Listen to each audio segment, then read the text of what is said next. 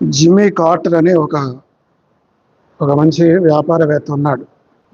చాలా తెలివైన వాడు, చాలా చురుకైన వాడు. తన కంపెనీని లాభాల్లో తీసుకొచ్చిన వాడు. అయితే అలాంటి వ్యక్తికి చాలా ఆశయాలు ఉన్నాయి, భవిష్యత్తు గురించి చాలా కోరికలు ఉన్నాయి. అతను తన స్వశక్తిని నమ్ముకునేవాడు. మనిషి తలుచుకుంటే ఏదైనా చేయగలడు అని అనుకునేవాడు. ఒక రోజున తన టాప్ క్యాడర్స్ అందరినీ, ఎగ్జిక్యూటివ్స్ అందరినీ పిలిచాడు. పిలిచి ఒక గొప్ప విందు, ఒక మంచి హోటల్లో ఏర్పాటు చేశాడు. ఏర్పాటు చేసి 5 సంవత్సరాలకు సరిపోయిన ప్రణాళిక అతను తయారు చేశాడు. ఆ గ్రాఫ్లతోని, ఆ స్కెచ్లతో, అవన్నీ కూడా ఎంత లాభం వస్తుంది, ఏ విధంగా ప్లాన్స్, అవన్నీ కూడా వాళ్ళకు వివరించి చెప్పాడు. రాబోయే 5 సంవత్సరాల్లో 5 నగరాల్లో మన వ్యాపారాన్ని విస్తరించబోతున్నాం, మనం ఈ దేశంలో గొప్ప కంపెనీగా మారబోతున్నాం అని చెప్పి ఎంతో ఉత్సాహంగా మరి వాళ్ళని ప్రేరేపించాడు. అందరూ చాలా చప్పట్లు కొట్టారు. అయితే అందులో ఒక వ్యక్తి మాత్రం, ఒక పెద్ద ఆయన ఎంతో పెద్ద ఆత్మీయుడు, భక్తి కలిగిన వాడు. ఈ జిమ్మీ కార్టర్తో చెప్పాడు, అయ్యా నీ ప్రణాళికలు బాగున్నాయి, కానీ దానికోసం నువ్వు ప్రార్థన చేసావా అని అడిగాడు. అప్పుడు అతను అన్నాడు, ప్రార్థన చేయటం ఎందుకు, విశ్వాసం ఎందుకు, మన స్వయం కృషి మీద మనం పైకి ఎదిగి రావాలి, కానీ ఈ ప్రార్థన చేయడం ఎందుకని ఒక అపహాస్యంతో కూడా నవ్వాడు. నవ్వి, మనం కష్టపడితే పైకి వస్తాం, మనం తలుచుకుంటే ఏదైనా చేయగలమని చెప్పి అనుకున్నాడు. తర్వాత అతను అనుకున్న ప్రకారం తన కార్యాచరణ అమలు చేయటం మొదలుపెట్టాడు. చాలా చురుగ్గా పనిచేశాడు. కొంతకాలం బాగానే జరిగింది. అనుకోకుండా అతనికి జబ్బు వచ్చి పడింది. ఈ గుండె జబ్బు వచ్చింది. హాస్పిటల్లో అడ్మిట్ అయ్యాడు. సడన్గా డాక్టర్లు చెప్పారు, నీకు చికిత్స అవసరం అని చెప్పారు. తర్వాత హాస్పిటల్లో కొంతకాలం ఉన్నాడు. తన బిజినెస్ అంతా పట్టుకోల్పోయాడు. చాలా రోజులు తన నాయకత్వం లేమితో ఆ బిజినెస్ అంతా కొలాప్స్ అయింది. తను మరణించే స్థితిలోకి వచ్చాడు. హాస్పిటల్లో పడక మీద పైకి చూసి, అయ్యో నా భవిష్యత్తు గురించి ఎన్నో కలలుగన్నాను, అసలు నాకు భవిష్యత్తు ఉందా లేదా, నేను అనుకున్న వ్యాపార సామ్రాజ్యం ఏమైపోయింది అని ఎంతో బాధపడ్డాడు. చివరికి తన వ్యాపారం అంతా కుప్పకూలిపోయింది. కాబట్టి దీన్ని బట్టి మనం నేర్చుకున్నది ఏమిటంటే, దేవుని చిత్తం లేకుండా, దేవుని సహాయం లేకుండా మనం ఎన్ని ప్రణాళికలు వేసుకున్నా అదంతా కూడా వ్యర్థమే. 127వ కీర్తనలో ఉంది, అక్కడేముంది, యెహోవా ఇల్లు కట్టించని ఎడల దాని కట్టువారి ప్రయాసము వ్యర్థమే, యెహోవా పట్టణమును కాపాడని ఎడల దాని కావలు కాయవారు మేలుకొనుట వ్యర్థమే. కాబట్టి దేవుని సహాయం లేకుండా మన జీవితంలో మనం ఏది కూడా సాధించలేము. అదే ఈ వాక్య భాగం మనకు చెప్తుంది. యాకోబు రాసిన పత్రిక 4వ అధ్యాయం 13వ వచనం, నేడైనను రేపైనను ఒకానొక పట్టణంలోకి వెళ్ళి అక్కడ 1 సంవత్సరం ఉండి వ్యాపారం చేసి లాభం సంపాదించము రండని చెప్పుకుని వారులారా.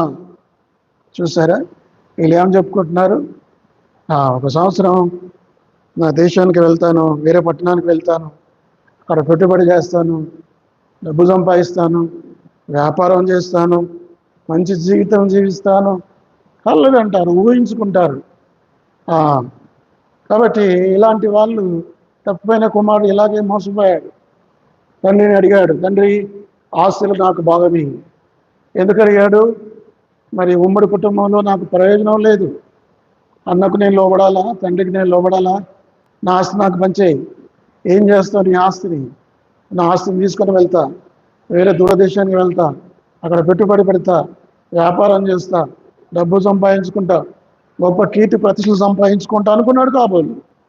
కానీ చివరికి ఏమయ్యాడు, తనంతా కూడా తండ్రి సంపాదించిన ఆస్తి అంతా దుర్వ్యాపారం వలన పాడు చేశాడు. వ్యాపారమా దుర్వ్యాపారమా, అతను వ్యాపారం చేయలేదు కానీ దుర్వ్యాపారం చేశాడు. ఇప్పుడు మనకు ప్లాన్స్ ఉండటం తప్పని కాదు, మనకు లక్ష్యాలు ఉండటం కూడా తప్పని కాదు. జీవితంలో కొన్ని ప్రణాళికలు మనకు ఉండాలి, కొన్ని లక్ష్యాలు మనకు ఉండాలి. మనం దేనికోసం ఏమి సాధించాలో అనేది కొంత స్పష్టత మనకు ఉండాలి. అయితే అవి దేవునికి వేరుగా ఉంటే మనం నష్టపోతాం. కాబట్టి ప్రణాళికలు దేవుని చిత్తముకి అవతల ఉంటే అవి ఎంతో నష్టపోయే విధంగా ఉంటాం. చూడండి, ఒక వ్యవసాయదారుడు విత్తనం వేస్తాడు. అది మరి సరైన సమయంలో వాతావరణాన్ని గమనించుకోకుండా, వర్షాకాలం చూడకుండా మరి కథంగా విత్తనం నాటితే అది ఫలించదు, అది మొలవదు, ఫలితం రాదు అతనికి. కాబట్టి విత్తనం వేసేటప్పుడు అన్ని కూడా గమనించుకోవాలి. ఏది కూడా తన చేతుల్లో ఉండదు. కాబట్టి నష్టపోయే ప్రమాదం ఉంది. దేవుని చిత్తానికి మనల్ని మనం అర్పించుకోవాలి. చూడండి, సామెతల గ్రంథం 27వ అధ్యాయం మొదటి వచనం.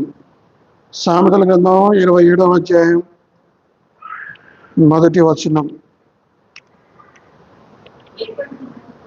రేపటి దినమును గూర్చి అతిశయపడకము, ఏ దినమున ఏది సంభవించునో అది నీకు తెలియదు. చూసారు ఎంత చక్కని మాటలు. రేపటి దినమును గూర్చి అతిశయపడకము. ఇంకా రాయబడిన మాట, ఏ దినమును ఏది సంభవించునో అది నాకు తెలియదు. కాబట్టి ఊహించుకోవద్దు. కాబట్టి ఈ సమస్యలు తొలగిపోవాలి. కాబట్టి ద ప్రాబ్లమ్ ఆఫ్ ప్రెజంప్షన్, మన ఊహలు ఏమిటి, మన సమస్యలు ఏమిటి, దాన్ని మనం కనుక్కోవాలి. 24వ అధ్యాయం 13వ వచనం. నేడైనను రేపైనను ఒకానొక పట్టణంలోకి వెళ్ళి, అంటే వీళ్ళ ఆలోచనలు ఎట్లా ఉన్నాయి? నేడైనను రేపైనను ఒకానొక పట్టణంలోకి వెళ్ళి అక్కడ ఒక సంవత్సరం ఉండి వ్యాపారం చేసి లాభం సంపాదించడం చెప్పుకున్నారు. లాభం కొరకై ప్రయాసపడుతున్నారు, డబ్బు కొరకై ప్రయాసపడుతున్నారు. కాబట్టి గొప్పతనం కొరకై ప్రయాసపడుతున్నారు. దేవుని చిత్తం లేకుండా మన జీవితంలో ఏది సాధించలేము. చాలాసార్లు మనం పనులు చేస్తాం, చాలాసార్లు ఏదైనా మొదలు పెడతాం, దేవుని చిత్తం కొరకు మనం కనిపెట్టాం, ప్రార్థన చేయం. ఉదాహరణకి ఇల్లు కట్టే విషయంలో, వివాహం చేసే విషయంలో, ఒక వ్యాపారాన్ని ప్రారంభించే విషయంలో, ఒక దేవుని కార్యాన్ని సాధించే విషయంలో ప్రార్థనాపూర్వకంగా దేవుని చిత్త ప్రకారం చేస్తే అది ఫలితం ఉంటుంది. అలా కాకుండా మనమేదో ఉద్వేగభరితంగా, ఎమోషన్గా మనంతలో మనమే నిర్వహించుకొని మనకు మనం చేయగలము. దేవుని పని కూడా అంతే. దేవుని చిత్తాన్ని తెలుసుకోకుండా మనంతలో మనం సాధించి మనం ఏమీ చేయలేము.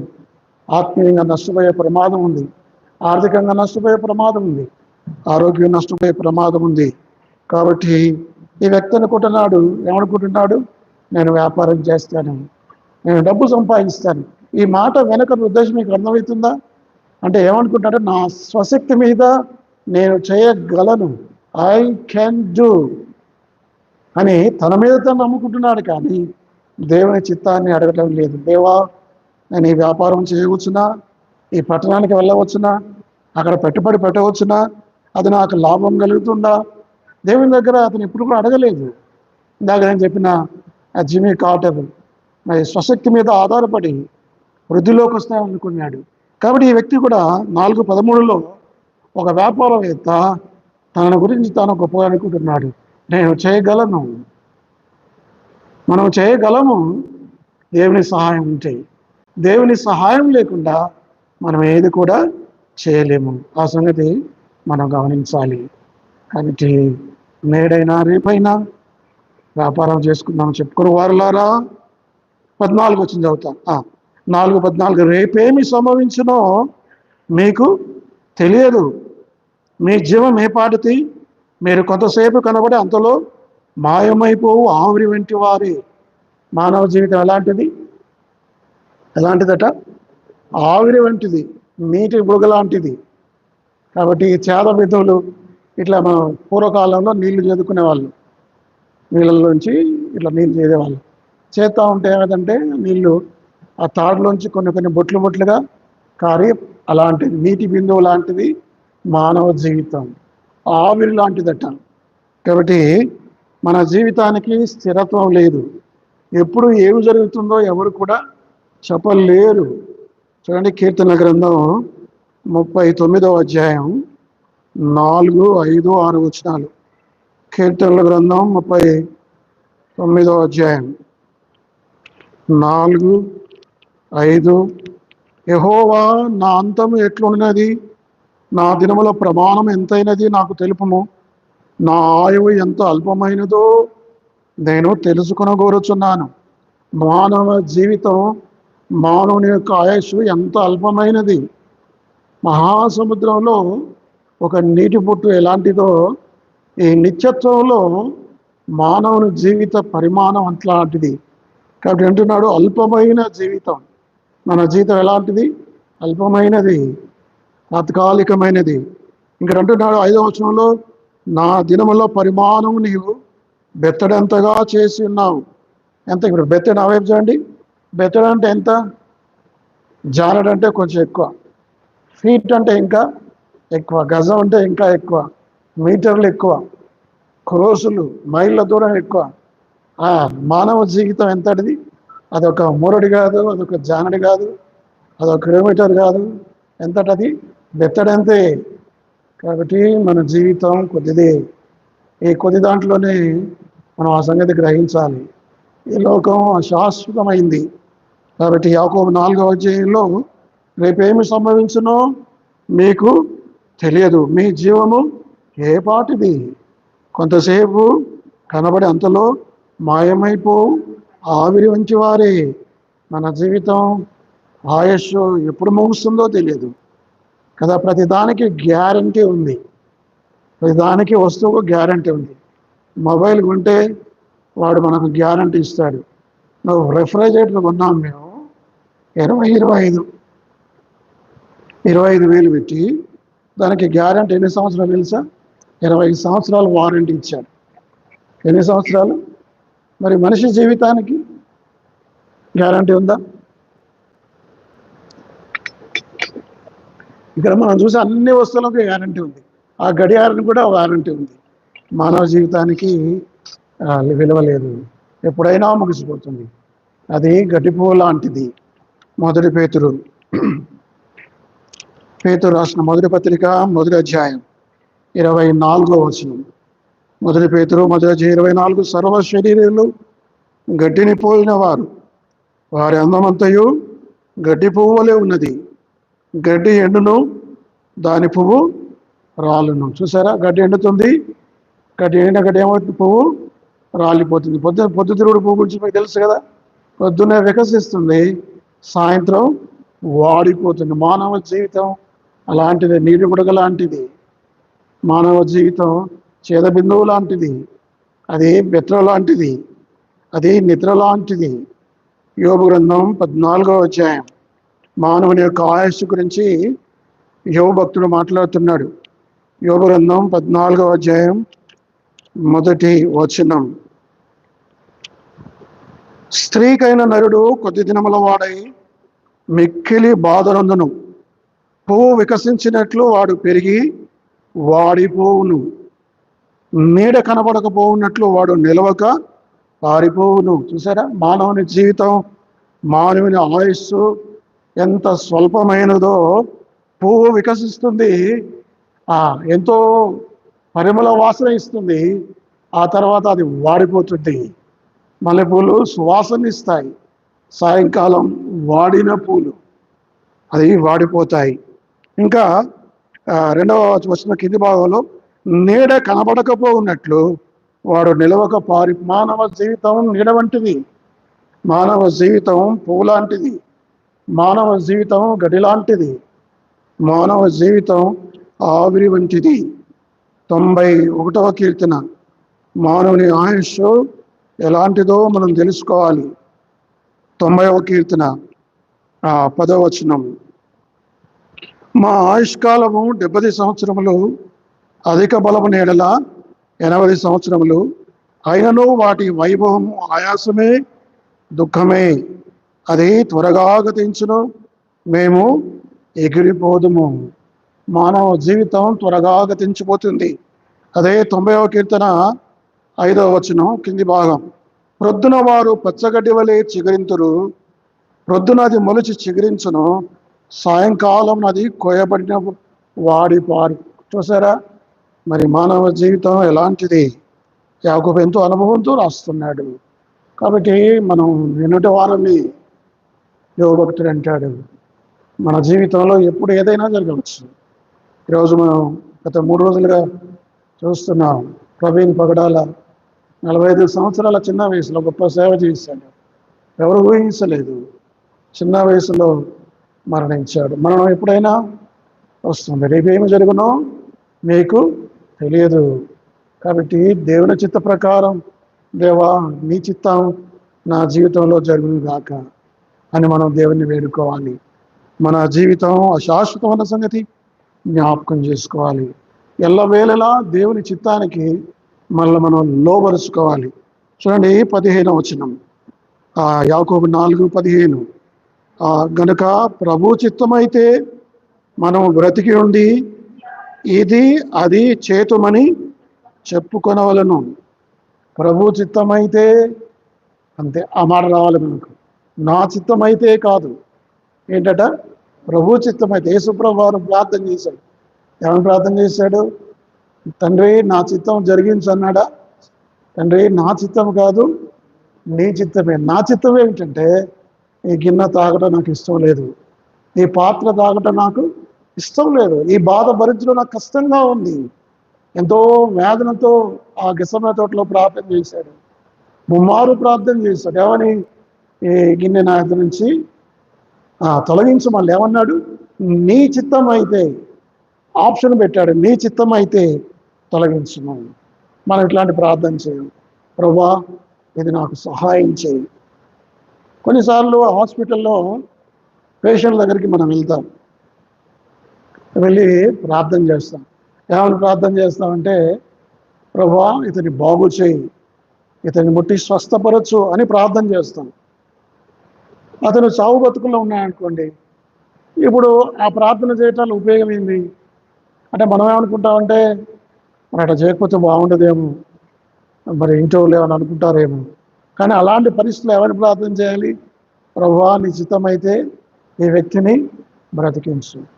ఒకవేళ దేవుని చిత్తం అయితే దేవుడు బ్రతికిస్తాడు, దేవుని చిత్తం కాకపోవటం అయితే అతను దేవుడు తీసుకుంటాడు. ఒకవేళ అసలు దేవుని పిలవటమే దేవుని చిత్తం అయితే దేవుడు పిలుచుకుంటాడు. ఇది మనం నేర్చుకోవాలి. దేవుని చిత్తానికి, ప్రభువా నీ చిత్తం అయితే నా జీవితంలో ఇది జరగనివ్వండి, నీ చిత్తమైతే, నీ చిత్తమైతే. కాబట్టి దేవుని చిత్తం. కీర్తనల గ్రంథం 40వ అధ్యాయం, కీర్తనల గ్రంథం 40వ అధ్యాయం,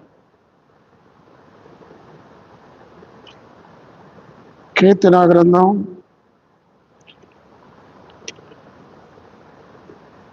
40వ అధ్యాయము 8వ వచనం. దొరికిందా? దేవా నా దేవా నీ చిత్తము నెరవేర్చుటకు, నీ చిత్తము నెరవేర్చు నాకు. దావీదు తన జీవితంలో ఆయన నా చిత్తం నెరవేర్చు నాకు సంతోషం అన్నాడా? అట్లా అన్నాడా? అట్లా లేవన్నాడు. దేవా నీ చిత్తం నెరవేర్చుట నాకు. మరి మన సంతోషం ఏమిటి? మనకు ఆనందం ఏమిటి? మనం కూడా దావీదు వలె పలకాలి, దేవా నీ చిత్తం నేను నెరవేరుస్తాను. భక్సింగ్ గారు ఇదే అంటాడు, దేవుని చిత్తాన్ని తెలుసుకోవాలి, దాని ప్రకారం knowing the will and doing the will. ఏంటట? Knowing the will and doing the will. నీ జీవితంలో ప్రాముఖ్యమైనది ఏమిటి? నీ భక్సింగ్ గారిని అడిగితే ఆయన అంటాడు, knowing the will and doing the will. This is the more than very very important thing. ఇంకా దీనికి మించింది లేదు. దేవుని చిత్తాన్ని తెలుసుకోవాలి, ఆ చిత్తాన్ని నా జీవితంలో జరిగించాలి. అందుకే ఆయన అంత గొప్ప సేవ చేశాడు, అన్ని సంఘాలు కట్టగలిగాడు. ఎందుకు అంత గొప్ప పరిచర్య చేయగలిగాడంటే, దేవుని చిత్త ప్రకారం దేవుని చిత్తాన్ని తెలుసుకున్నాడు, తెలుసుకున్న చిత్తాన్ని తన జీవితంలో జరిగించాడు. దావీదు ఆ విధంగా ప్రార్థించాడు. దేవుని బిడ్డలంగా మనం కూడా దేవుని చిత్తాన్ని జరిగించాలి. కాబట్టి పరలోక ప్రార్థనలో ఇవే మాటలు ఉంటాయి. ఏముంది పరలోక ప్రార్థనలో?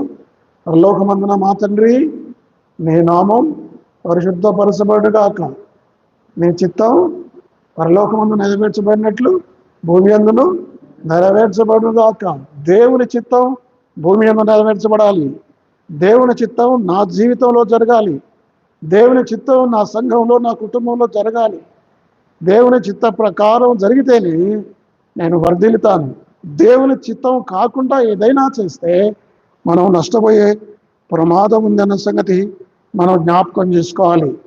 ఉదాహరణకి మరి మీకు తెలుసు 1910లో టైటానిక్ షిప్ తయారు చేసిన వ్యక్తులు వాళ్ళు ఎంత గొప్పగా చెప్పుకున్నారంటే, ఈ ప్రపంచంలో టైటానిక్ మించిన ఓడ అనేది ఇక లేదు, ఇది ఎటువంటి పరిస్థితిలో కూడా ఇది మునగదు, దీనికి ఏమీ కాదని దాన్ని తయారు చేసిన వాళ్ళు కంఠాబద్ధంగా చెప్పారు.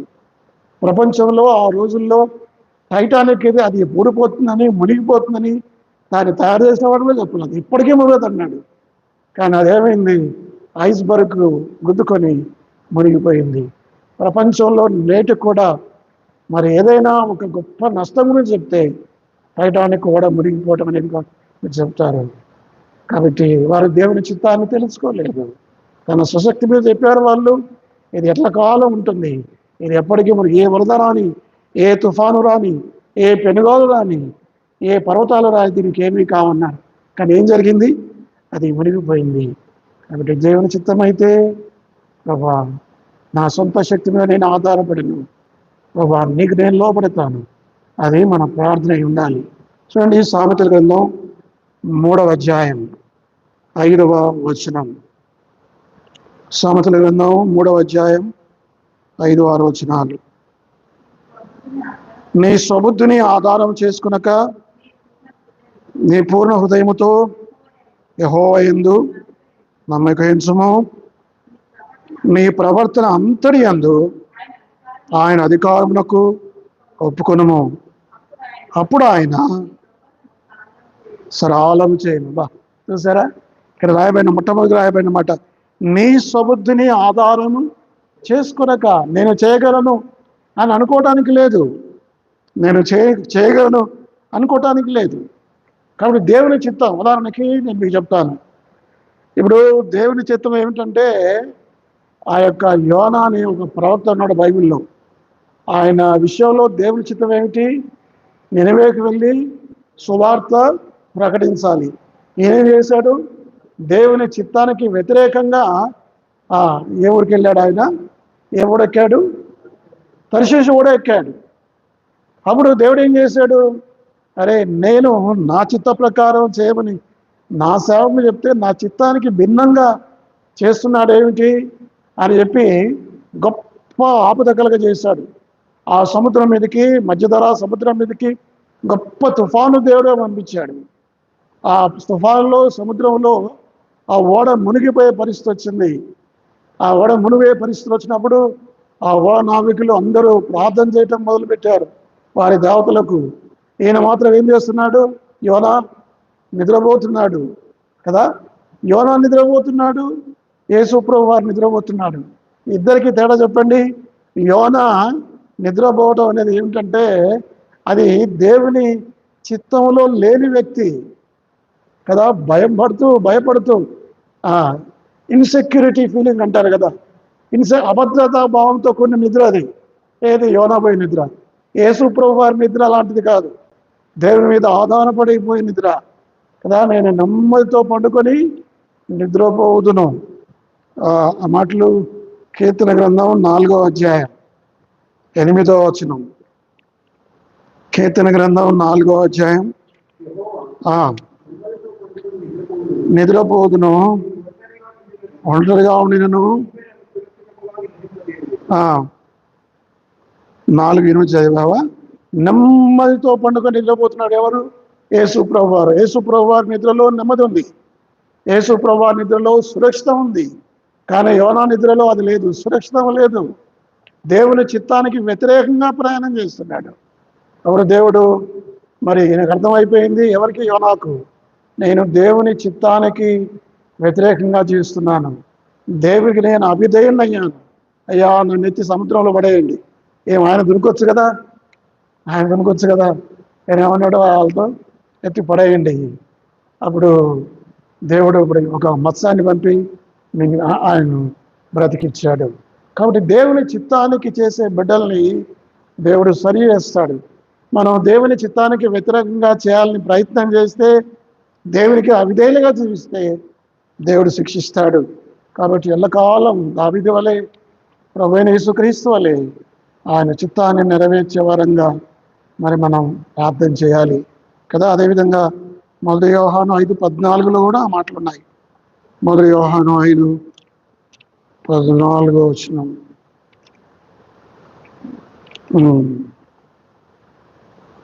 ఆయనను బట్టి మనకు కలిగిన ధైర్యం ఏదనగా, ఆయన చిత్తానుసారముగా మనం ఏది అడిగినో ఆయన మనవి. కాబట్టి ఆయన చిత్తానుసారంగా ప్రార్థన చేద్దాం, ఆయన చిత్తానుసారంగా జీవిద్దాం, ఆయన చిత్తానుసారమే మనకు సంతోషకరంగా ఉందాం. ప్రభా, ఇందాక మనం చదివాం కదా 40వ కీర్తనలో, నీ చిత్తము ఏం చేద్దాం, అది 48, దేవా నీ చిత్తం నెరవేర్చు నాకు సంతోషం. కానీ దేవుని బిడ్డలంగా మరి మనం దేవుని చిత్తాన్ని నెరవేర్చుకోవాలి. 15వ వచనం, కనుక ప్రభు చిత్తం అయితే మనం బ్రతికి ఉండి అది చేతుకొనమని. 4వ వచనం చూడండి, ఆ మాటలు రాయబడిన మాటలు 16వ వచనం. ఇప్పుడు 16వ వచనం చదువుతారా? 4వ అధ్యాయం 16. ఇప్పుడైతే మీరు మీ డంబముల యందు అతిశయపడుచున్నారు. ఎట్టి అతిశయమంతయు చెడ్డది. అంటే మరి బోస్టింగ్ అనమాట. మన గురించి మనం గొప్పలు చెప్పుకుంటాం, బోస్టింగ్, అతిశయపడతాం. కాదు, అతిశయపడటం మంచిది కాదు. పౌలు అంటాడు, అతిశయపడట మంచిది కాదు. ఒకవేళ అతిశయపడాల్సి వస్తే పౌలు కంటే ఎవడెక్కువ అతిశయపడతాడు? చూడండి, 2వ కొరింథీ 12వ అధ్యాయం 1వ వచనం. 2వ కొరింథీ 12:1, అతిశయపడట నాకు తగదు కానీ. కాబట్టి ఒకవేళ అతిశయపడాలంటే పౌలు కంటే అతిశయపడేవాడు ఎవరు లేరు. ఎందుకంటే ఆయన చేసిన పరిచర్య ఎంత గొప్పది, ఆయన క్రీస్తు కొరకు ఎంత శ్రమపడ్డాడు. కాబట్టి దేవుని బిడ్డలో అతిశయపడకూడదు. అంత గొప్పవాడు అపోస్తలుడైన పౌలు. ఆయన అంటాడు, నేను పాపంలో, ఏమంటాడు ఆయన, నేను పాపంలో ప్రధానుడు అంటాడు. ఇంకా తన గురించి ఏం చెప్పుకుంటాడు, పరిశుద్ధులలో నేను అత్యల్పుడు అంటాడు. పరిశుద్ధుల్లో నేను ప్రార్థనలో పాపంలో ప్రధానం చెప్తాడు.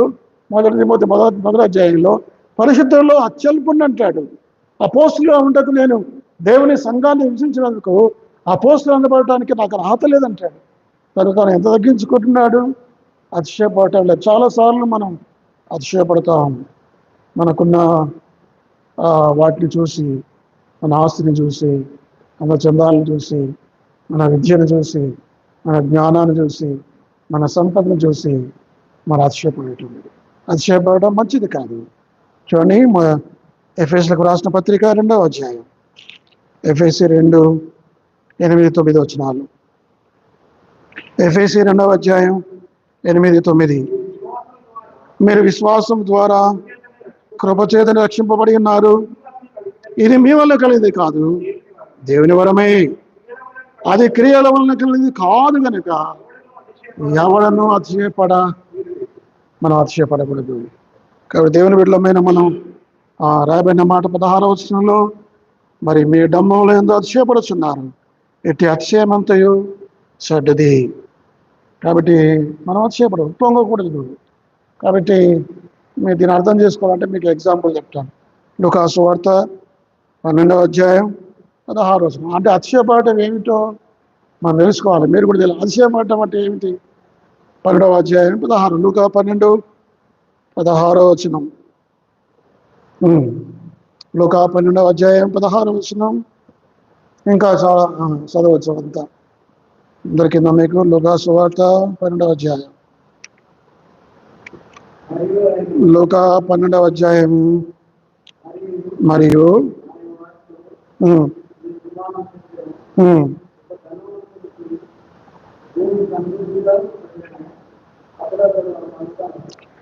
ఇప్పుడు నేను చదువుతాను 18వ వచనం. నా కొట్లు విప్పి వాటికంటే గొప్ప వాటిని కట్టించి అందులో నా ధాన్యమన్నిటిని నా ఆస్తిని సమకూర్చుకొని, ఇక్కడ నా నా నా కాదు నా మాటలేనండి. అక్కడ ఏమంటున్నాడు అతను? నా నా నా అంటే నా గురించి, అతని గురించి అని చెప్పుకుంటున్నాడు. ఏమంటాడు? నేను సమృద్ధి అయిన పంట పండిస్తాను, ఇంకా మరి పంటను సమకూర్చుకుంటాను, నాకు స్థలము కాలదు, నేనేమి చేతును, నేను ఇలాగూ చేతును, నా కొట్లు విప్పుతాను, అందులో ధాన్యము నింపుతాను, నా ఆస్తి కూర్చుకుంటాను. ఇక్కడ ఏముందంతా కూడా ఇది దేవుడి గురించి అక్కడ ప్రస్తావన ఉందా? తన గురించి తాను బోస్టింగ్ అవుతున్నాడు, తన గురించి గొప్పలు చెప్పుకుంటున్నాడు. కాబట్టి గొప్పలు చెప్పుకోవటం, అతిశయపడటం మంచిది కాదు, అది మనకు నష్టాన్ని తెస్తుంది. అతను అనుకుంటున్నాడు, ఏమని చెప్తున్నాడు 19వ వచనంలో, నా ప్రాణంతో ప్రాణమా, అనేక సంవత్సరములకు విస్తారమైన ఆస్తి నీకు సమకూర్చబడి ఉన్నది, సుఖించుము, తినుము, త్రాగుము, సంతోషించమని చెప్పుకుందని అనుకోను. అయితే దేవుడు వెరివాడా, ఈ రాత్రి నీ ప్రాణము అడుగుతున్నారు, నీవు సిద్ధపరిచినవి ఎవని వగునని అతనితో అతిశయపడేవాడు, దమ్మంతో ప్రవర్తించేవాడి పరిస్థితి లాగే, నాకు అంత సమృద్ధి ఉంది, నాకే కొదవలేదు అనుకుంటాడట. కాబట్టి మనం అతిశయపడకూడదు, దేని గురించి కూడా మనం గొప్పలు చెప్పుకోకూడదు, మళ్ళీ మనం హెచ్చించుకోకూడదు. కాబట్టి యాకోబు పత్రిక 4వ అధ్యాయం అంటే నేను చెప్పే వాక్యభాగం ఏంటంటే, దేవుని చిత్తంలో ఒక వ్యక్తి ఏ విధంగా జీవించాలి, అది నీ అంశం. దేవుని చిత్తంలోని వ్యక్తి అతను ఎంతగా నష్టపోతాడో మనం జాగ్రత్తగా ఉండాలి. కాబట్టి అతిశయపడకూడదు అన్న సంగతి మనం జ్ఞాపకం చేసుకోవాలి. కాబట్టి చివరికి ఇంకొక మాట చెప్తాను, 17వ వచనం, యాకోబు పత్రిక 5వ అధ్యాయం 17వ వచనం.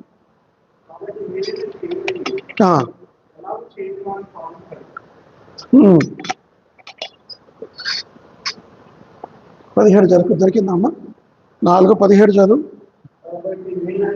కాబట్టి మేలైనది చేయను, అలాగూ చేయని వానికి పాపము కలుగును. ఇది బట్టి మనం ఏం నేర్చుకుంటున్నామంటే, మన బాధ్యత ఏమిటి, మరి the responsibility of doing right, మనం సరైనది చేయటం నేర్చుకోవాలి. కాబట్టి 17వ వచనం, కాబట్టి మేలైనది చేయని ఎరిగి ఉండి అలాగూ చేయని వానికి పాపము. పాపం అంటే ఏమిటి? పాపం అంటే ఆజ్ఞాతిక్రమం మాత్రమే పాపం అనుకుంటాం మనం. ఏమనుకుంటాం మనం? ఆజ్ఞాతిక్రమం అంటే ఏదైతే దేవుడు చేయొద్దన్నాడో అది చేస్తే అది పాపం. ఉదాహరణకి దేవుడు ఈ పండు తినవద్దన్నాడు, ఈ పండు తినమో నీవు నిశ్చయముగా చచ్చేద్దాం అంటే చేయొద్దన్న పని చేస్తే పాపం, అంతే కదా? ఆజ్ఞ అతిక్రమమే పాపం. దాన్ని ఏమంటాడు ఇంగ్లీష్లో? Since of commission. అయితే మరొకటి ఉంది, సిన్స్ ఆఫ్ ఒమిషన్. ఏదైతే దేవుడు చేయమన్నాడు అది చేయకపోవడం కూడా పాపమే. చేయొద్దన్నది చేయడం ఎంత పాపమో, చేయమన్నది చేయకపోవడం కూడా అంతే. ఉదాహరణకి మన జీవితంలో 10 ఆజ్ఞల్లో మనం అనుకుంటాం, అది చేయడం లేదు, ఇది చేయటం లేదు, అబద్ధం మాటలు లేదు, తర్వాత నరాత్య చేయట్లేదు, ఇంకా ఇవన్నీ ఉన్నాయి కదా, మోసం చేయట్లేదు, ఇవన్నీ చెప్పుకుంటున్నాం. నేను అది చేయట్లేదు, ఇది చేయట్లేదు చెప్పుకుంటున్నా, కానీ చేయాల్సింది మనం చేస్తున్నామా? మళ్ళీ మనం పరిశీలన చేసుకోవాలి. నీ తల్లిని నీ తండ్రిని, కొన్ని డూస్ అండ్ డోంట్స్ ఉన్నాయి బైబిల్లో 10 ఆజ్ఞలు. కాబట్టి కొన్ని దేవుడు చేయమన్నాడు, కొన్ని చేయొద్దు అంటాడు. చేయొద్దు అన్నది చేస్తే పాపమే, చేయమన్నది చేయకపోతే కూడా పాపమే. కాబట్టి మీరు ఈ విషయం అర్థం చేసుకోవాలి. ఉదాహరణకి ఒక డాక్టర్ ఉన్నాడు, ఆ డాక్టర్ దగ్గర పేషెంట్ చూస్తున్నాడు. ఆ పేషెంట్ చూసే విషయంలో ఈ డాక్టర్ నిర్లక్ష్యంగా ఉంటే ఆ పేషెంట్ ఏమవుతాడు? చచ్చిపోతాడు. సరైన వైద్యం చేయకపోతే, ఆ డాక్టర్ అతన్ని కేర్లెస్గా చూస్తే చచ్చిపోతాడు. కాబట్టి మనం ఎలా ఉండాలంటే మేలైనది చేయాలి, మనం చేసేది ఉపకారం చేయాలి, మేలు చేయాలి.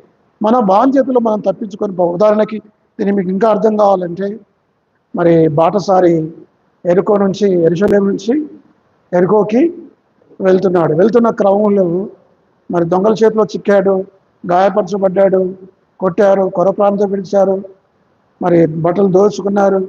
మరి అలాంటి పరిస్థితుల్లో ఏం జరిగిందంటే, మరి మేలైనది చేశాడా? మేలైనది చేశారా వాళ్ళు? లేవీలు చేశారా? నా మాటలు మీకు అర్థమవుతున్నాయా? యాజకుడు చేశాడా? యాజకుడు కూడా ఏమీ చేయలేదు. మేలైనది చేయనా కనబడుతుంది. కానీ ఆ యొక్క పడిపోయిన వ్యక్తికి సహాయం చేయలేకపోయాడు. దేవుని బిడ్డలం కాబట్టి మేలైనది నెరిగి అలాగూ చేయని వానికి పాపం కలుగును. The responsibility of doing right doctor negligence. మత్తయి సువార్త 25:45 వచనం, 5వ వచనం దొరికిందా మీకు? మన బాధ్యతలు ఏమిటి? దేవుని చిత్తంలో మన బాధ్యతలు, రెస్పాన్సిబిలిటీ ఆఫ్ డూయింగ్ రైట్, సరైనది చేయటంలో మన బాధ్యతను మనం చూడాలి. మత్తయి సువార్త 25:45 వచనం. అందుకు ఆయన, మిక్కిలి అల్పులైన వీరిలో ఒకరినైనను ఇలాగూ చేయలేదు కనుక. చూసారా? కాబట్టి మేలేని చేయలేరు కాదు. యేసు ప్రభు వారితో వాళ్ళు అంటారు, ప్రభా నువ్వు ఎప్పుడు ఆకలి ఉన్నావయ్యా, నువ్వు అంటే నిలుస్తున్నావు, నాకు ఆహారం పెట్టలేదు అంటున్నావు, ఎప్పుడు ఆకలిగా ఉన్నావు? దప్పిక తీర్చలేదన్నావు, ఎప్పుడు దాహంగా ఉన్నావు? వస్త్రాలు ఇవ్వలేదన్నావు, ఎప్పుడు దిగంబరిగా ఉన్నావు? నన్ను చూడడానికి మీరు రాలేదన్నావు, ఎప్పుడు నువ్వు అనారోగ్యంతో ఉన్నావు? ప్రభు అంటే ప్రభు అన్నాడు, ఏమన్నాడు? మిక్కిలి అల్పులైన నా సహోదరులకు మీరు చేయలేదు కనుక నాకు కూడా మీరు చేయలేదు. మరో గుంపుతో అన్నాడు ఆయన, మిక్కిలి అల్పులైన నా సహోదరులకు మీరు చేసిరు కనుక నాకును మీరు చేసిరు. చిన్న సహాయం మనం చేయగలిగి ఉండి చేస్తే, చాలాసార్లు బైబిల్లో ఉంది, ఉపకారమును ధర్మమును చేయట మరిచిపోకటి, అట్టి యాగములు దేవునికి ఇష్టమైనవి. హెబ్రీ 13:16. అది యాగం, అదొక it is one kind of sacrifice. ఏమిటి? ఉపకారము, ధర్మం. మనం ఇతరులకు మేలు చేయాలి, ఇతరులకు సహాయం చేయాలి. మనం అనుకుంటాం ఇతరులకు ఏదైనా సహాయం చేస్తే మనం నష్టపోతాం అనుకుంటాం. కాదు, బైబిల్ అట్లా చెప్పట్లేదు. పుచ్చుకున్నట కంటే, చెప్పండి, పుచ్చుకున్నట కంటే ఇచ్చుట ధన్యము. యేసుప్రభు చెప్పాడు ఆ మాట. ఎప్పుడు చెప్పాడో సువార్తలు అయితే ఆయన చెప్పలేదు. బహుశా అది రికార్డ్ చేయబడిన మాట. అది ఒకరి ద్వారా అది పౌలుకు ఆ విషయం తెలిసింది. ఏమన్నాడు? కాబట్టి ఇతరులకు మనం సహాయం చేయటం నేర్చుకోవాలి. మీకు తెలుసా లాస్ ఆఫ్ మిల్క్ అని స్టోరీ తెలుసా? అది మీకు చెప్తాను నేను. ఒక చిన్న పిల్లవాడు ఉన్నాడు ఒక ఊరిలో, చాలా పేదవాడు. అయితే అతనికి మరి చదువుకోవడానికి ఏమీ లేవు, డబ్బు లేదు. అయితే పుస్తకాలు అమ్ముకొని బ్రతికేవాడు, ఇంటింటికి తిరిగి పుస్తకాలు అమ్ముకొని బ్రతికేవాడు. ఒకరోజు చిన్న బాబు, 10-11 సంవత్సరాలు ఉంటాయి అంతే వాడి వయసు. ఒకరోజు పుస్తకాలు అమ్ముతున్నాడు, బాగా ఎండ కొడుతుంది, దాహం వేస్తుంది, ఆకలి అవుతుంది, ఏం చేయాలో అర్థం కాలేదు. ఆ దాహం ఆకలి భరించలేక అక్కడ ఎదురుగా ఒక ఇల్లు కనబడుతుంది, ఆ ఇంటికి వెళ్ళి డోరు కొట్టాడు. డోరు కొడితే అందులో ఒక చిన్న పాప, దాదాపు వీడి వయసే 10-9 సంవత్సరాల పాప డోర్ తీసింది. డోర్ తీసి తలుపు తీసి చూడగానే ఆ పిల్లకి ఎంతో జాలి కలిగింది. ఎందుకంటే అలసిపోయి ఉన్నాడు, చెమటలు కారుతున్నాయి, బాధతో ఉన్నాడు. అప్పుడు ఆ బిడ్డను కూర్చో అని చెప్పి నీళ్ళు ఇచ్చింది. తొందరగా నీళ్ళు ఇచ్చిన తర్వాత లోపలికి వెళ్ళి మరి తొందరగా వేడివేడి పాలు ఒక పెద్ద గ్లాసులో తీసుకొని వచ్చి వేడివేడి పాలు గ్లాసులో బిడ్డకిచ్చింది. ఆ నీళ్లు తాగి పాలు తాగిన తర్వాత వాడు కొద్దిగా సేద తీరిన తర్వాత తృప్తి చెందాడు. అప్పుడు అతని దగ్గర కొంత డబ్బు ఉండే ఆ పిల్లవాడి దగ్గర. ఆ డబ్బు ఆ పిల్లకి ఇవ్వడానికి ప్రయత్నం చేశాడు. అమ్మా పాప, నాకెంతో సహాయం చేశావు, నేను ఆకలి ఉన్నాను, దాహంగా ఉన్నాను, నాకు దాహం తీర్చావు, చక్కని పాలు ఇచ్చావు, కాబట్టి డబ్బు తీసుకో అని చెప్తే ఆ పిల్ల క్రైస్తవ బిడ్డ. ఎవరు? ఆ అమ్మాయి చెప్పింది, ఎవరికైనా ఏదైనా సహాయం చేస్తే డబ్బులు తీసుకోవద్దని మా అమ్మ నాకు చెప్పింది. ఏమని చెప్పింది? ఎవరికైనా ఏదైనా సహాయం చేస్తే డబ్బులు తీసుకోవద్దని నాకు మా అమ్మ చెప్పింది అని చెప్పింది. డబ్బులు తీసుకోలేదు. ఆ తర్వాత అమ్మాయి సండే స్కూల్కి వెళ్ళేది. ఈ పిల్లలను కూర్చోబెట్టి యేసుప్రభు వారి సువార్త చెప్పింది. యేసుప్రభు ఎలాంటి వాడు, చిన్నపిల్లల్ని ఏ విధంగా ప్రేమిస్తాడో, ఆయన చిన్న బిడ్డలు ఏ విధంగా దీవిస్తాడో, ఏ విధంగా ఆశీర్వదిస్తాడో సండే స్కూల్లో విన్న స్టోరీ అంతా ఆ పిల్లడు చెప్పింది. తద్వారా అతను చిన్న బాలుడు యేసుప్రభు నమ్ముకున్నాడు ఆ బిడ్డ సువార్త వల్ల.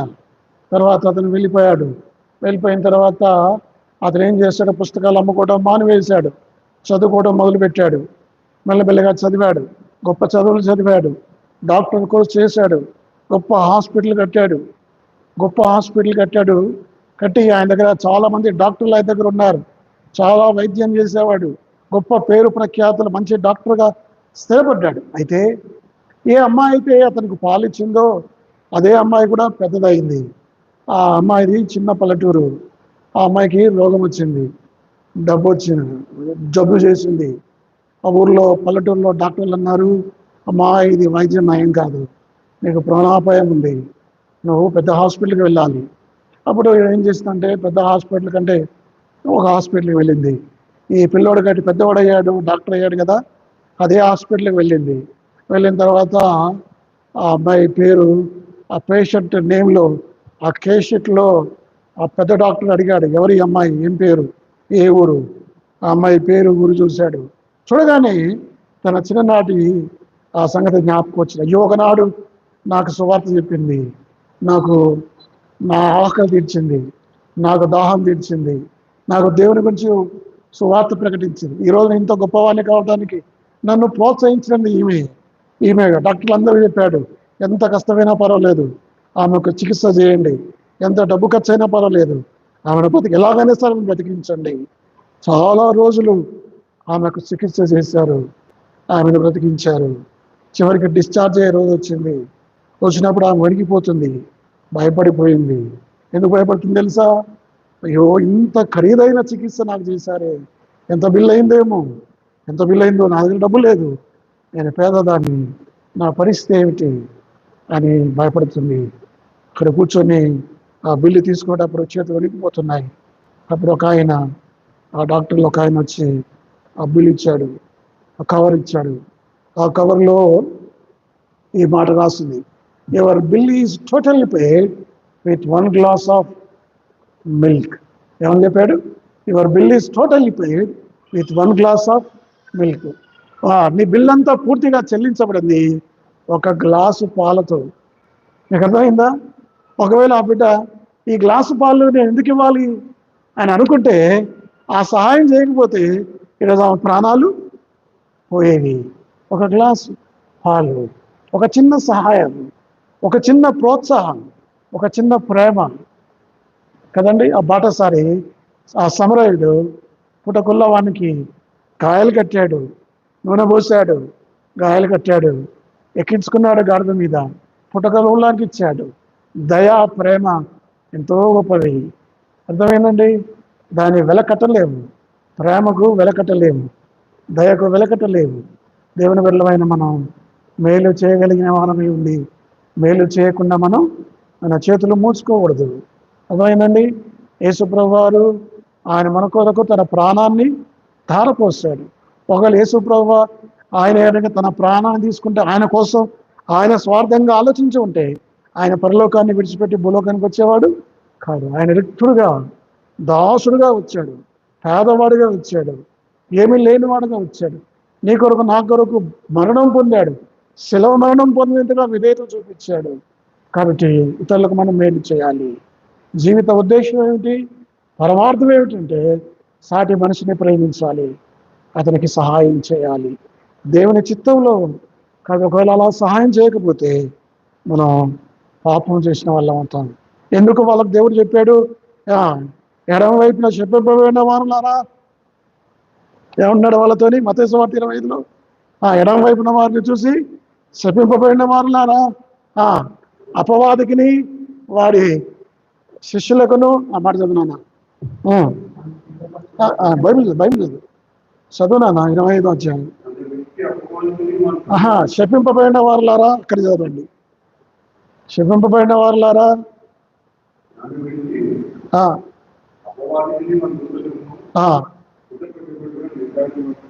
ఎందుకు నిత్యాగ్నులు వాళ్ళు పోవాలి? ఏమిటి వాళ్ళు చేసిన పాపం? చెప్పండి, ఏమిటి వాళ్ళు చేసిన పాపం?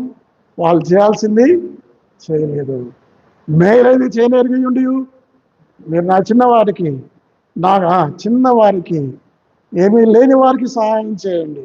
యేసుప్రభు చెప్పాడు మత్తయి సువార్త 25లో. కాబట్టి దేవుని బిడ్డలంగా మనం మర్చిపోవద్దు. కాబట్టి 5 విషయాలు నేను మీకు చెప్పాను. యాకోబు సువార్త, యాకోబు పత్రిక 4వ అధ్యాయం 5 వచనాలు, 5 విషయాలు ఉన్నాయి. అందులో మరి ప్రెజంప్షన్స్, మనకుండే మరి సమస్యలు ఏమిటి, మన ఊహలు ఏమిటి, మన ప్రణాళికలు ఏమిటి. ప్రణాళిక ఉంటే మంచిదే, కానీ దేవునికి చిత్తం వెలపల నువ్వు వేసుకున్న ప్రణాళిక ఎంతో నష్టపోద్ది. మనం తలుచుకునే ప్రతి పని కూడా ఎలా ఉండాలి? అది దేవుని చిత్తంలో ఉండాలి. నేడైనను రేపైనను ఒకానొక పట్టణంకి వెళ్ళి అక్కడ 1 సంవత్సరం ఉండి లాభము సంపాదించమని చెప్పుకునే వారులేరా అని అర్థం ఏంటిది? దేవుని చిత్తానికి లోపడుకుంటా తన స్వశక్తి మీద ఆధారపడుకుంటున్నారు. కాబట్టి దేవుని వెలపల దేవుడు లేకుండా ఏ పని తలపెట్టినా, ఏ కార్యం తలపెట్టినా అది సఫలం కాదన్న సంగతి జ్ఞాపకం పెట్టుకోండి. రెండవది ఏం చెప్పుకున్నాం అంటే, మానవ జీవితం అల్పమైనది. రేపు ఏమి సంభవించునో మీకు, మీ జీవం ఏ పాటిది మన జీవితం? అది నీడ వంటిది, అది నిద్ర వంటిది, అది పువ్వు వంటిది, అది బెత్తడి వంటిది. ఇందాక చాలా చూసాం కదా మనం. కాబట్టి మరి అలాంటిది మన జీవితం. ఆవిరి వంటిది, నీటి బిందువుల వంటిది. అల్పకాలమే, కొద్ది కాలమే మనం జీవిస్తాం. అర్థమైందండి? కాబట్టి ఈ జీవితాన్ని పౌలు అంటాడు, దావీదు అంటాడు, అయ్యా నా జీవితంలో పరిమాణం నాకు తెలియజేయి, నేను ఎంతకాలం బ్రతుకుతానో నాకు లెక్కింపు చేయి అంటాడు. అది రెండవ సంగతి. Uncertainty of life. జీవితం అనేది అన్సర్టైన్. ఎప్పుడైనా ఏదైనా సరే ఎవరికైనా జరగవచ్చు. ఈ జీవితం శాశ్వతం కాదు, అశాశ్వతమైన జీవితం. మూడవది ఏమిటంటే, మూడవది మనం చెప్పుకున్నాం, the importance of submitting to God's will. దేవుని చిత్తానికి మనం లోబర్చుకోవాలి కదా. 15వ వచనం ఉంది ఏముంది అక్కడ? ప్రభు చిత్తమైతే మనము బ్రతికి ఉండి ఇది అది చేతు, అది చెప్పుకోవాలి. వాని చిత్తమైతే అలా చెప్పుకుంటున్నామా మనం, లేదా మన చిత్తమే నెరవేర్చుకుంటున్నామా? యేసు ప్రభు వలె, దావీదు వలె మరి నీ చిత్తమే నా జీవితంలో, not mine but thine will be done. ఓ తండ్రి, నా చిత్తము కాదు, నీ చిత్తమే నా జీవితంలో జరుగును గాక. లక్ష్మణ్ గారు అదే అన్నాడు, knowing the God's will and doing the God's will. కాబట్టి దేవుని చిత్తాన్ని తెలుసుకోవాలి. ఆయన చిత్తాన్ని ఆయన చిత్తంలో చేసే ప్రార్థనలైనా, ఆయన చిత్త ప్రకారం చేసే కార్యాలైనా అవి ఫలభరితంగా ఉంటాయి. ఆయన చిత్తానికి వెలుపల చేసేది ఏదైనా సరే. మీకు తెలుసా, యేసు ప్రభువు వారు ధనులో పడుకొని లేచిన తర్వాత ఆయన అన్నాడు ఆ శిష్యులను చూసి, మీరెందుకు భయపడుతున్నారు? ఏమన్నాడు వాళ్ళతోని? మీరెందుకు భయపడుతున్నారు అంటే, భయపడరా? అంత గాలి, అంత సముద్రం, అంత తుఫాను, వాళ్ళ జానులే, బెస్తోళ్ళే, పొద్దున్న చేస్తే రాత్రంతా సముద్రంలో ఉండేవాళ్ళే. వాళ్ళు భయపడేంత తుఫాను వచ్చింది. ప్రభు విచిత్రంగా అంటాడు, మీరు ఎందుకు భయపడుతున్నారు అంటే అర్థం ఏమిటంటే, కాబట్టి మీరు దేవుని చిత్తంలో ఉన్నారు. ఒక వ్యక్తి దేవుని చిత్తంలో ఉండి తుఫానులో ఉన్నా, సముద్రంలో ఉన్నా, ఆ ప్రమాదంలో ఉన్న అతనికి మంచిదే. దేవుని చిత్తంలో లేకుండా భూమి మీద ఉన్న అతనికి ప్రమాదమే. అర్థమైందంటే ఆ మాటలు మీకు? దేవుని చిత్తంలో ఉన్న వ్యక్తి ఉంటే చాలు, మనం దేవుని చిత్తంలో ఉంటే చాలు. మన బాహ్య పరిస్థితులు ఎలాగన్నా ఉండని, ఏమన్నా కానీ మనం దేవుని చిత్తంలో ఉంటే చాలు. కాబట్టి కొన్నిసార్లు ప్రమాదాలు వస్తాయి.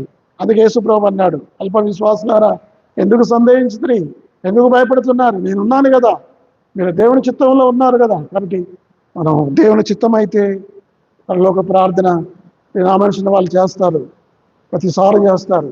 ఏం చేస్తారు వాళ్ళు? అవి ప్రార్థన అయిపోయిన వెంటనే మీ డినామినేషన్ కూడా చేస్తారా? అన్ని డినామినేషన్ చేస్తారు పరలోక ప్రార్థన. కాబట్టి యేసు ప్రభువు అదే ప్రార్థన ఇలాగూ అంటే ఇదే ప్రార్థన చేయమని చెప్పలేదు, మీరు ఇలాగూ చేయడం అన్నాడు. అంటే అక్కడ మాటలు ఉన్నాయి, ఆయన చిత్తము నెరవేర్చబడును గాక. చాలా మంచి ప్రార్థన ఇది. ఎప్పుడు ఆ మాట ఏం జ్ఞాపకం చేసి పదే పదే చేయటం వల్ల, దేవుని చిత్తం నేను నెరవేరుస్తాను, దేవుని చిత్తం భూమి మీద నెరవేర్చబడును గాక. అది మూడవ సంగతి. నాలుగవ సంగతి మనం ఏం చూసామంటే the sign of ignoring God's will. దేవుని చిత్తాన్ని నిర్లక్ష్యం చేయకూడదు, అంటే అతిశయపడకూడదు. గొప్పలు చెప్పుకోకూడదు. ఆ డమ్మం అంతా చెడ్డది కదా. ఏముంది ఇక్కడ? ఇప్పుడైతే 16 వచనం ఏముంది? ఇప్పుడైతే మీరు మీ డమ్మములు యందు అతిశయపడుచున్నారు, ఎట్టి అతిశయమంతయు చెడ్డది. Don't boast anything. మన గురించి మనం గొప్పలు చెప్పుకోవద్దు. ఒక బ్రదర్ ఉన్నాడు, ఆయన గురించి నేను మీకు చెప్పను. ఆయన ఎవరో మీకు కూడా తెలుసు. ఆయన సూట్లు బూట్లు వేసుకొని వస్తాడు. వాక్యం చెప్పమంటే 45 నిమిషాలు వాక్యం చెప్పమంటే 30 నిమిషాలు ఆయన గురించి ఆయన చెప్తాడు. ఆయన గొప్ప సంగతులు అన్నీ చెప్పుకుంటాడు. 10 నిమిషాలు వాక్యం చెప్తాడు.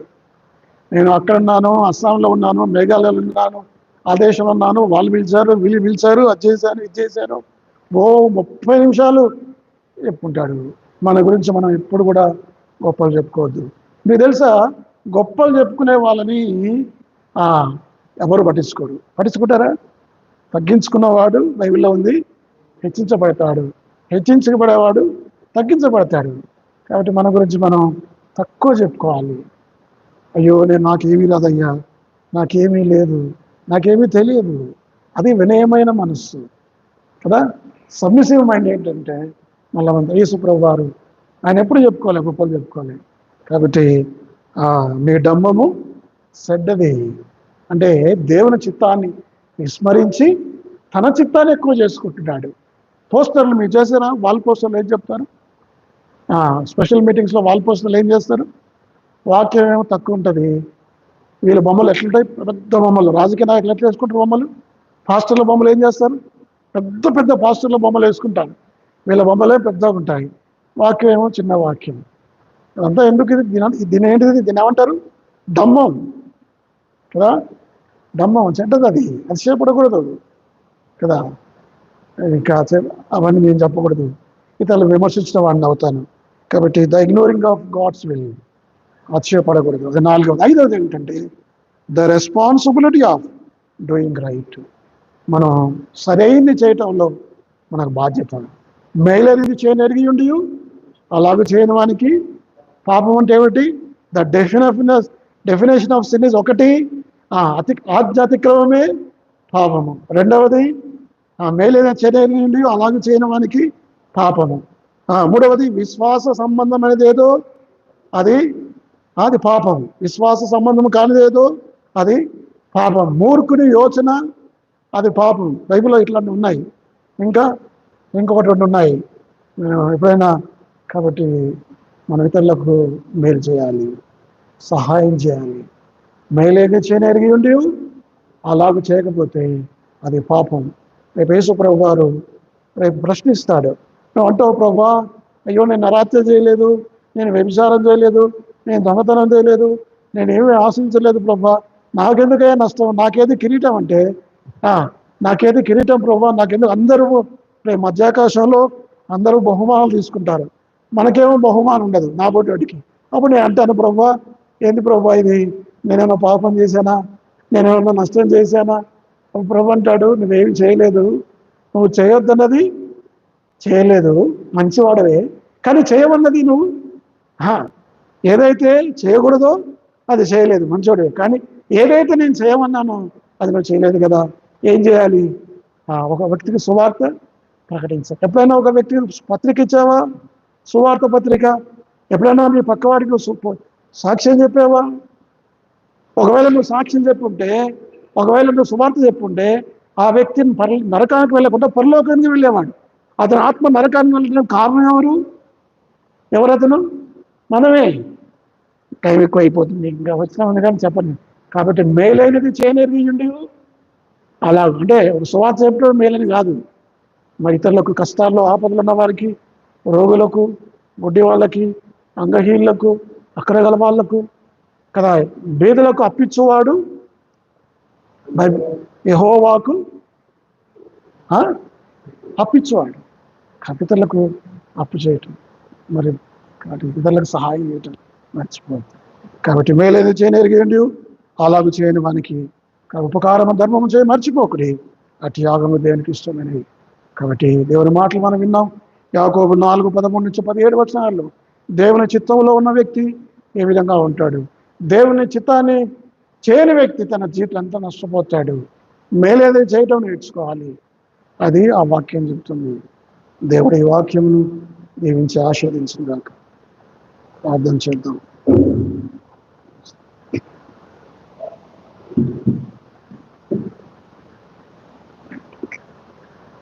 ప్రియమైన తండ్రి, నీకు వందనాలు ప్రభువా. మరి మానవ జీవితం ఎంత తృణప్రాయమో, ఎంత అల్పమైనదో నీ వాక్యం ద్వారా తెలుసుకున్నాం. ఈ చిన్న జీవితానికే మేము ఎంత డంబంగా ప్రవర్తిస్తాం. ఎన్ని కోరికలు, ఎన్ని ఆశలు, ఎన్ని ఆశయాలు. మీ చిత్తానికి వెలుపల జీవించేవారు ఎంత నష్టపోతారు నాయన. నా తండ్రి, దావీదు వలె, మా ప్రభువైన యేసుక్రీస్తు వలె మీ చిత్తమే నెరవేర్చు నాకు సంతోషం. నీ చిత్తమే సిద్ధించునుగాక ప్రభు. ఆయన చిత్త ప్రకారంగా మనం ఏది అడిగానో ఆయన మనం ఆలకించును. సింగా చెప్పిన మాట, knowing the God's will and doing the God's will. అని చక్కని మాటలు. దేవుని చిత్తాలను తెలుసుకోవటం, దాన్ని అమలు చేయటం. ప్రభా, అనేక సార్లు మా చిత్తాలనే మేము నెరవేర్చుకునే ప్రయత్నం చేశాం. ఓ ప్రభా, మా సొంత ఆలోచన కదా, నీ సముద్రిని ఆధారం చేసుకున్నాక సామెతలు 3:4-5 చూసాం. అనేక సార్లు మా సొంత శక్తి మీద ఆధారపడి మేము చేయగలము, మాకు ఆరోగ్యం ఉంది, బలం ఉంది, వయసు ఉంది, నేను సేవ చేయగలను అని అనుకున్న సందర్భాలు అనేకం. మేము ఇది ఆధారపడుకుంటే మా జీవితం శూన్యం. మా అతిశయమంతా చెడ్డది, అదే డమ్మం చెడ్డది. దేవుని చిత్తమైతే ఇది అది చేతుము. ప్రభా, ఎంత చక్కని మాటలు. నా జీవితంలో మేము చేయబోయే ప్రతి పని, అది చిన్నదైనా పెద్దదైనా, నీ చిత్త ప్రకారం నీ మీద ఆధారపడుతూ నీకు ప్రార్థన చేసి నీ చిత్తాన్ని తెలుసుకొని మేము ప్రారంభించాలి. అప్పుడే మేము జీవితంలో విజయం సాధించగలం. నాకు వేరుగా ఉండి మీరేమీ చేయలేరు ప్రభా. నా కోసం ప్రాణం పెట్టినవాడు, మా కోసం మేలు చేశాను యెహోవా. ఆయన అందరికీ ఉపకారం చేయాలి. అనేక సార్లు మేము ఇతరులకు చేయగలిగిన స్తోమత ఉండి కూడా చేయలేకపోయాము. నిత్య నరకానికి మా కళ్ళ ముందే వేల లక్షల మంది వెళ్తున్నారు. ఒక కరపత్రిక ఇవ్వకపోతుంది, సువార్త ప్రకటించకపోతుంది, ప్రేమ చూపించకపోతుంది, సహాయం చేయకపోతుంది, ఉపకారము ధర్మము చేయ మరిచిపోతుంది. మిక్కిలి అల్పులైన ఈ నా సహోదరులకు మీరు చేయలేదు కనుక నిత్య నరకాగ్నిలోకి పోండి. ఇతరులకు మేలుకు చేయకపోవటం అనేది అదొక పాపమని, సిన్స్ ఆఫ్ ఒమిషన్ అని మీ వాక్యం ఉంది. పరమ తండ్రి, ఆ విధంగా కాకుండా నీకు విధేయులేనట్లుగా, నీ చిత్తాన్ని నెరవేర్చే వారంగా, నీ మీద ఆధారపడే వాళ్ళంగా, అక్షయపడకుండా, డమ్మంతో ఉప్పొంగిపోకుండా మమ్మల్ని మేము తగ్గించుకుంటూ, ఇతరులను గణపరుస్తూ, పొరుగు వారికి సహాయం చేస్తూ, శత్రువులను ప్రేమిస్తూ ముందుకు సాగడానికి సహాయించి విత్తబడ్డ వాక్యం మీరు గట్టి ఫలింపు చేయండి. ఈ వాక్యం మా జీవితాల్లో కార్యసాధకం చేయండి. మేము వినవారు మాత్రమే ఉండి మమ్మల్ని మోసపుచ్చుకోకుండా ఆ వాక్య ప్రకారం ప్రవర్తించే వారిగా మమ్మల్ని సిద్ధపరచండి. చేరవచ్చిన బిడ్డలను బట్టి వందనాలు. మీ యొక్క దీవెనలతో మా ఇంటికి పంపించండి. మీరు మమ్మల్ని సంతృప్తులుగా మీ మందిర సమృద్ధిలోంచి నువ్వు త్రాగనిచ్చేవాడు మా ప్రభా, మాకు తృప్తినిచ్చేవాడా, మీకు వందనాలు, స్తోత్రాలు. మా మధ్యలో అనారోగ్యంతో బాధపడుతున్న బిడ్డలు వారి కొరకు ప్రార్థన చేస్తున్నాం. ప్రవీణ్, పగడాల, మరి 2 తెలుగు రాష్ట్రాలు ఎంతో కలవరపడ్డాయి. ఆయన హతసాక్షిగా మారిపోయని చెప్పుకుంటున్నారు. ఆయన భార్య బిడ్డలను ఆదరించండి, గొప్ప ఓదార్పును అనుగ్రహించండి. తెలుగు రాష్ట్రాల్లో క్రైస్తవుల ఐక్యతను మా తండ్రి గొప్ప ఉజ్జీవనాన్ని అనుగ్రహించండి. దేవుని కొరకు తమ జీవితాలు క్రైస్తవులు సమర్పించుకొని స్వార్థ సేవలో ముందుకెళ్ళే బిడ్డలుగా మా జాతిని సిద్ధపరచండి. మమ్మల్ని అందరినీ దీవించండి. మరి వారి కొడుకుల కృప చూపించండి. రేపు శుక్రవారం బ్యాండ్లాస్ ఇంట్లో గృహ కొడుకులో సహాయం చేయండి. మీ దేవులతో మా ఇంటికి పంపించండి. యేసుక్రీస్తు నామములో ప్రార్థించి వేడుచున్నాము తండ్రి. పరమ తండ్రి అయిన దేవుని ప్రేమ, మన ప్రభు రక్షకుడైన యేసుక్రీస్తు వారి కృప, పరిశుద్ధాత్మ యొక్క అన్యోన్య సహవాసము సకల పరిశుద్ధులకు చేరినమునకు సదాకాలం తోడైనను గాక. Praise the Lord. రేపు సాయంకాలం 7 గంటలకి డబ్బరాజు బ్యాండ్రాజు ఇంట్లో గృహ కూడిక ఉంటుంది. మీరు అందరూ రావాలి, అందరికీ తెలియపరిచి తీసుకురండి. ప్రైజ్లో